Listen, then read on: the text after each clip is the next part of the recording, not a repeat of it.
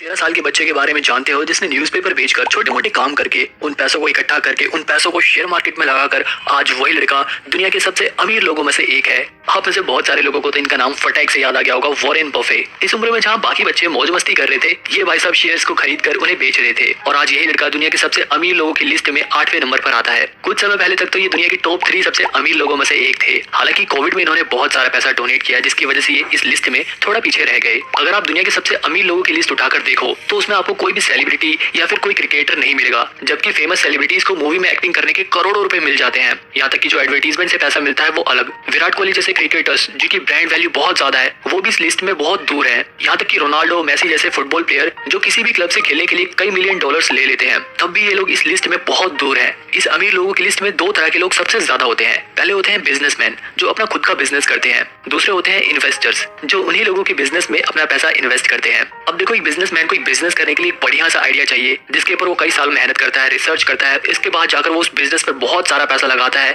और अगर उसका आइडिया सक्सेसफुल रहता है तब जाकर उसके कई सालों की मेहनत के बाद उसका वो बिजनेस उसे प्रॉफिट देना स्टार्ट करता है। वही अगर इन्वेस्टर को देखा जाए तो उसे इतना सब कुछ करने की कोई जरूरत नहीं रहती। तो उसे बस शेयर मार्केट में लिस्टेड किसी भी कंपनी को उठाना है और उसके ऊपर रिसर्च करनी है तो वो उसमें अपने पैसे लगा सकता है। अब क्योंकि इन्वेस्टर ने अपना पैसा उस कंपनी में इन्वेस्ट किया है तो उसे भी उस कंपनी के प्रॉफिट में से हिस्सा मिलता है। और एक इन्वेस्टर के लिए सबसे अच्छी बात ये होती है कि उसे एक बिजनेसमैन की तरह पैसा कमाने के लिए बहुत सारा पैसा नहीं चाहिए। वो थोड़े से पैसे से भी अपनी इन्वेस्टमेंट चालू कर सकता है। हालांकि अगर किसी बिजनेसमैन का बिजनेस चल जाता है तो वो उस बिजनेस से बहुत ज्यादा प्रॉफिट कमा सकता है, लेकिन इन्वेस्टर को उसकी इन्वेस्टमेंट के हिसाब से उस कंपनी के प्रॉफिट में से हिस्सा मिलता है। इसीलिए इन्वेस्टर्स का प्रॉफिट लिमिटेड होता है, लेकिन उसे बिजनेसमैन की तरह ज्यादा मेहनत नहीं करनी पड़ती, ज्यादा रिस्क नहीं लेना पड़ता, ज्यादा पैसे नहीं लगाने पड़ते। कुछ इन्वेस्टर्स तो ऐसे हैं जिन्होंने सिर्फ कुछ हजार रुपए से ही करोड़ों रुपए कमा लिए हैं। अब आपको ऐसा ही एक रियल एग्जांपल दिखाता हूँ। मैं बात कर रहा हूँ सर राकेश झुनझुनवाला की। एक बार जल्दी से इनकी कहानी भी जान लेते हैं। 1985 में राकेश झुनझुनवाला अपने पिता के पास गए और उन्होंने अपने पिता से शेयर मार्केट में इन्वेस्ट करने के लिए कुछ पैसे मांगे। उनके फादर ने उस समय अपने बेटे को 5000 रुपए दिए। हालांकि 5000 रुपए भी उस समय बहुत बड़ी बात थी। इन्होंने इन पैसों से टाटा की घड़ी बनाने वाली कंपनी टाइटन के शेयर्स खरीद लिए। कुछ सालों बाद जब इन शेयर्स की वैल्यू बढ़ी तो इनको बहुत ज्यादा फायदा हुआ। इसके बाद तो इन्होंने कभी भी पीछे मुड़कर देखा ही नहीं और उन्होंने इसी शेयर मार्केट के जरिए 5000 रुपए से आज के टाइम पर 5.8 बिलियन डॉलर्स बना लिए।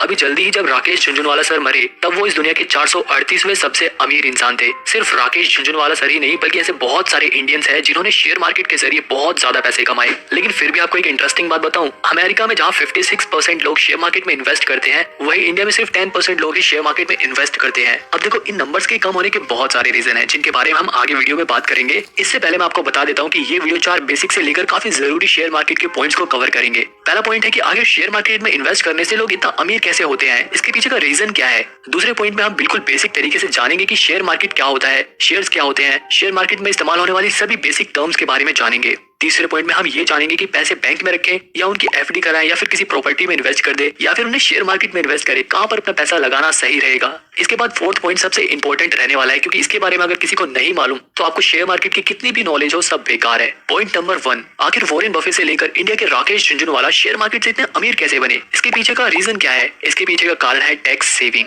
इसे एक एग्जांपल से समझते हैं। सपोज करो ये है राजू, इसने 2021 में अडानी पावर लिमिटेड कंपनी के 1000 शेयर्स खरीदे जिनकी एक शेयर की वैल्यू लगभग 100 रुपए थी। यानी कि राजू ने टोटल 1 लाख रुपए इन्वेस्ट किए। एक साल बाद जब इन शेयर्स की वैल्यू 100 रुपए से 400 रुपए पहुंच गई तब इन्होंने अपने शेयर्स को बेच दिया। अब देखो, राजू के पास 100 रुपए का एक शेयर था और टोटल 1000 शेयर्स थे, यानी कि 1 लाख रुपए के शेयर्स थे। 2022 में जब वो 100 रुपए का शेयर 400 रुपए का हो गया तब उसकी 1 लाख की इन्वेस्टमेंट 4 लाख रुपए की हो गई। मतलब राजू के 1 लाख रुपए शेयर मार्केट में लगाने से 3 लाख का प्रॉफिट हुआ, वो भी सिर्फ 1 साल से थोड़े से ज्यादा समय में। अब राजू अगर अपने इन शेयर को ठीक 1 साल बाद बेचता है तो उसका ये profit long term capital gain के अंदर आता है और लॉन्ग टर्म कैपिटल गेन पर 2018 तक तो कोई भी टैक्स देना ही नहीं पड़ता था। मतलब ये टोटली टैक्स फ्री रहता था। जितना आपका प्रॉफिट है आप अपने घर ले जाओ, सरकार 1 भी रुपया नहीं लेती थी। लेकिन बाद में गवर्नमेंट ने अपनी कमाई करने के लिए इस पे 10% का टैक्स लगा दिया। अब अगर इस हिसाब से देखा जाए तो 3 लाख के ऊपर 10% टैक्स 30,000 रुपए होता है। एक आम आदमी की सैलरी लगभग 20 से 25,000 रुपए होती है। इंडिया में तो कई लोगों की सैलरी शायद इससे भी कम हो। यहाँ पर राजू के पैसे ने उसे एक आदमी की पूरे साल भर की कमाई, पूरे साल भर की सैलरी जितना पैसा खुद ही कमा कर दे दिया। इसी तरीके को कहते हैं अर्न मनी फ्रॉम मनी। लेकिन ये तो सिर्फ एक छोटा सा रिटर्न है। सपोज करो अगर राजू अपने पैसे को 10-15 साल तक उसी कंपनी में इन्वेस्ट करके रखता है तो हो सकता है जो शेयर आज 400 रुपए का है वो अगले 10-15 सालों में 4000 रुपए का हो जाए। जो अभी प्रॉफिट उसको लाखों का हो रखा है वो कई करोड़ों में बदल सकता है। बस शेयर्स को खरीदते वक्त ये ध्यान रखना है कि उन शेयर्स को लंबे समय के लिए इन्वेस्ट करो। हाँ, अगर बीच में बहुत ज्यादा रिटर्न मिल जाता है और अगर आपको जरूरत है तो उन शेयर्स को बेचकर प्रॉफिट बनाया जा सकता है।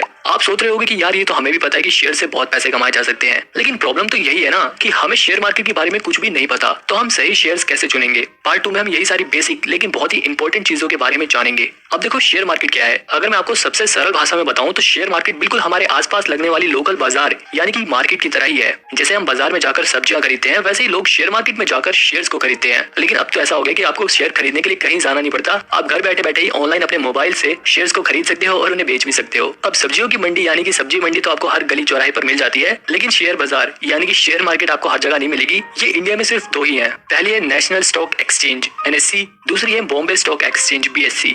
अब जानते हैं कि आखिर शेयर्स का मतलब क्या होता है। शेयर्स का मतलब होता है हिस्सेदारी। अगर आप किसी कंपनी में एक शेयर खरीद लेते हो तो इसका मतलब ये है कि जितना आपके पास उस कंपनी के शेयर हैं, उतना ही आप उस कंपनी का मालिकाना हक रखते हो। इसे भी एक आसान से एग्जांपल से समझते हैं। मान लो मैंने एक कैटगुड लिमिटेड नाम की कंपनी खोली, जिसके पास कुल 1000 रुपए की शेयर कैपिटल है। कंपनी अपनी सारी पूंजी का इस्तेमाल कंपनी के काम करने के लिए करती है। कंपनी अपनी इसी पूंजी को यानी कि अपनी इसी शेयर कैपिटल को अगर 100 बराबर हिस्सों में बांटती है, तो इस तरह कंपनी के एक शेयर की वैल्यू निकालने के लिए हम उससे जितने हिस्सों में बांटना चाहते हैं उससे डिवाइड करेंगे तो एक शेयर की कीमत हमें पता चल जाएगी। जैसे यहाँ पर अगर हम 1000 रुपए को 100 से डिवाइड करें तो 10 रुपए शेयर की वैल्यू निकल जाएगी। इसी तरीके से हम किसी भी कंपनी के शेयर की वैल्यू निकाल सकते हैं, किसी भी कंपनी के नंबर ऑफ शेयर्स निकाल सकते हैं। अब अगर मैं फ्यूचर में अपनी कंपनी को बढ़ाना चाहता हूँ, अपने बिजनेस को और बड़ा करना चाहता हूँ, तो इसके लिए मेरे को और पैसा चाहिए। तो अब मेरे को और पैसे चाहिए, तो इसके लिए मैं शेयर मार्केट पे अपनी कंपनी लिस्ट कराऊंगा, जिसके बाद मैं आम जनता से यानी कि पब्लिक से भी पैसे ले सकता हूँ। अब यहाँ पे अगर मैं कहता हूँ कि जिसको भी मेरी कंपनी में इन्वेस्ट कर रहा है वो मुझे एक शेयर का 10 रुपए दे और मेरी कंपनी के शेयर्स का हिस्सेदार बन जाए। मेरा एक राम नाम का फ्रेंड इसी कंपनी का एक शेयर खरीद लेता है, वही मेरा दूसरा फ्रेंड श्याम इस कंपनी के 5 शेयर खरीद लेता है। अब यहाँ पर हम नंबर ऑफ शेयर्स को देखकर ये पता लगा सकते हैं कि राम यहाँ पर मेरी कंपनी के 1% का मालिक है, वही श्याम मेरी इस कंपनी के 5% का मालिक है। अब क्योंकि इन दोनों ने अपना पैसा मेरे बिजनेस को चलाने के लिए दिया है, तो इसलिए मेरे बिजनेस का प्रॉफिट और लॉस इनके शेयर्स के हिसाब से इनके बीच में बटेगा।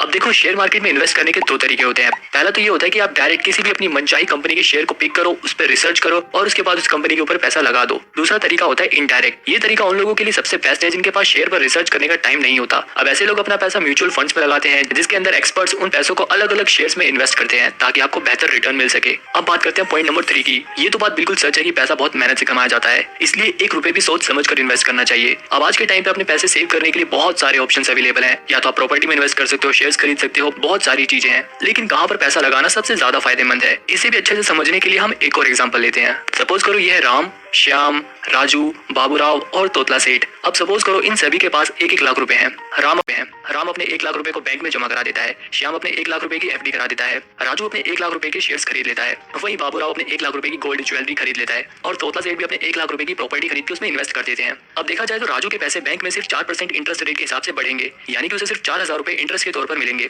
वहीं श्याम ने जो 1 लाख रुपए की FD कराई थी उस पर 8 से 10% का इंटरेस्ट मिलेगा, यानी कि 5-6 साल बाद लगभग उसे 61,000 रुपए इंटरेस्ट के तौर पर श्याम को मिलेंगे। मतलब 5-6 साल बाद उसके 1 लाख रुपए 1,61,000 रुपए हो जाएंगे। राजू के केस में जैसा मैंने आपको ऊपर वाले एग्जांपल में बताया था कि राजू ने 1 लाख रुपए शेयर मार्केट में लगा दिए और उसने कैसे एक ही साल में 300% से भी ज्यादा का रिटर्न कमाया। अब राजू ने क्योंकि अपने 1 लाख रुपए शेयर मार्केट में लगाए हैं और जैसा कि मैंने आपको ऊपर वाले एग्जांपल में बताया था कि कैसे शेयर मार्केट में पैसा लगाने से एक साल में 300% से भी ज्यादा का रिटर्न मिला था। अब चलो मान लेते हैं कि हर साल 300% का रिटर्न मिलना बहुत मुश्किल है। ऐसा मान के चलते हैं कि पहले साल में कोई रिटर्न ही ना मिले, दूसरे साल में भी रिटर्न ना मिले, लेकिन अगर कंपनी अच्छी है तो 2-3 साल में कोई भी कंपनी अच्छा खासा रिटर्न दे सकती है। फिर भी हम ऐसा मान के चलते हैं कि एक साल में 300% का रिटर्न नहीं बल्कि 5 साल तक पैसा लगाने के बाद उसे 300% का रिटर्न मिला। मतलब उसके 1 लाख रुपए 5 साल बाद 4 लाख रुपए हो जाएंगे। वहीं बाबूराव के केस में देखा जाए तो उसने 1 लाख रुपए अपने गोल्ड में जो इन्वेस्ट किए हैं तो गोल्ड का रेट यूजुअली 5% के रेट से ही पड़ता है। वहीं तोतला सेठ के केस में देखा जाए तो वैसे तो प्रॉपर्टी में इन्वेस्ट करने के लिए बहुत ज्यादा पैसे चाहिए होते हैं, लेकिन अभी के लिए सिर्फ तोतला सेठ 1 लाख रुपए में किसी सस्ती जगह को देखकर वहाँ की जमीन खरीद लेते हैं। बाकी जब उन्हें उनके 25 लाख रुपए मिल जाएंगे तो वो उसे किसी अच्छी जगह प्रॉपर्टी में इन्वेस्ट कर देंगे। लेकिन अभी के लिए देखा जाए तो 1 लाख रुपए की प्रॉपर्टी की वैल्यू बढ़ने में कई साल लग जाएंगे और हो सकता है कि 1-2 साल या फिर 5 साल तक तो उस प्रॉपर्टी की कोई वैल्यू बढ़े ही ना,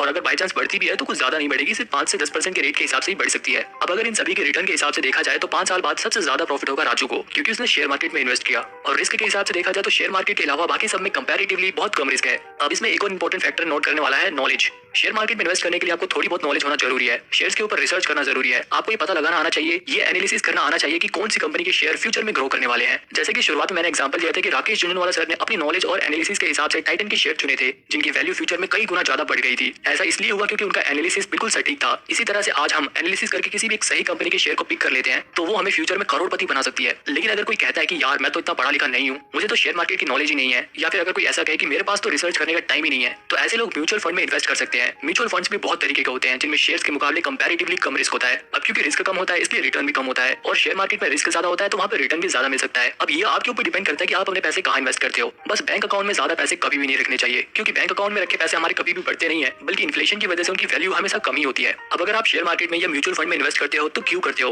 और अगर नहीं करते तो क्यों नहीं करते, मुझे कमेंट में जरूर बताना। फोर्थ पॉइंट है रियलिटी ऑफ स्टॉक मार्केट। अगर आप कभी शेयर मार्केट में इन्वेस्ट करते हो तो इस पॉइंट को हमेशा याद रखना। शेयर मार्केट बिल्कुल जादू की तरह है, जो रातों रात किसी को भी करोड़पति बना सकता है तो किसी को भी बिल्कुल रोड पर ले आता है। ऐसे बहुत से लोग हैं जिन्होंने शेयर मार्केट में पैसा लगाया और आज वो दुनिया के सबसे अमीर लोगों में से एक है। लेकिन ऐसे भी बहुत सारे लोग हैं जो करोड़पति से एकदम कंगाल हो गए हैं। इसका सबसे बेस्ट और रियल एग्जांपल है रिलायंस कैपिटल का शेयर। 2 जनवरी 2007 में रिलायंस कैपिटल का शेयर 704 रुपए का था, और 6 अगस्त 2007 में रिलायंस कैपिटल के शेयर की वैल्यू 2161 रुपए हो गई। मतलब 8 महीने में ही इस शेयर की वैल्यू 300% से भी ज्यादा रेट से बढ़ी थी। इस टाइम पीरियड के बीच में जिन लोगों ने अपने पैसे लगाए थे वो लोग करोड़पति बन चुके थे। लेकिन इसके बाद शुरू होता है शेयर के वैल्यू के गिरने का सिलसिला। अगले 2-3 महीने तक लगातार इस शेयर की वैल्यू गिरती रहती है, और अगस्त में जो शेयर 2100 रुपए का था उसकी वैल्यू अक्टूबर 2018 तक आते आते 400 रुपए हो गई थी। मतलब 3 महीने में ही 500% की वैल्यू गिर गई थी। और इतना ही नहीं, इसके बाद इस शेयर की वैल्यू गिरते गिरते आज के टाइम पे इस शेयर की वैल्यू लगभग 16 रुपए हो गई है। मतलब अगर इस शेयर ने कई लोगों को करोड़पति बनाया तो ये बात भी बिल्कुल सच है कि इसी शेयर ने बहुत सारे लोगों को कंगाल भी कर दिया। हालांकि इस लॉस को देखकर ये सोचने की बिल्कुल भी जरूरत नहीं है कि शेयर मार्केट हमारे लिए नहीं है। अगर हमने भी अपना पैसा लगाया तो हमारे भी पैसे डूब जाएंगे। लेकिन देखो ऐसा बिल्कुल भी नहीं है।